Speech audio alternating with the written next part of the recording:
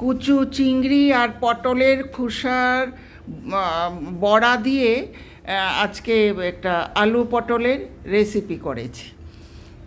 প্রথমেই কুচু চিংড়ি আর ওই পটলের খোসা একটু ভারী করে ছাড়িয়ে একটু শস্য, সাথে একটু পোস্ত আর কাঁচা লঙ্কা বেটে বেসন দিয়ে মেখে বড়াগুলো ছোট ছোট করে ভেজে নিয়েছি। আর ফোড়নে দিয়েছি গোটা গরম মশলা, শুকনো লঙ্কা, শাহি জিরে, আদা রসুন, পেঁয়াজ বাটা, স্বাদ মতো নুন, হলুদ, কাশ্মীরি লঙ্কা আর টমেটো সস। এবার মশলাটা সব ভালো করে যখন আঁচ কমিয়ে লাল হয়ে গেল, মশলা গন্ধ ছড়ালো, আলু পটলগুলো দিয়ে একটু জল ছড়িয়ে এবার ঢেকে রাখলাম।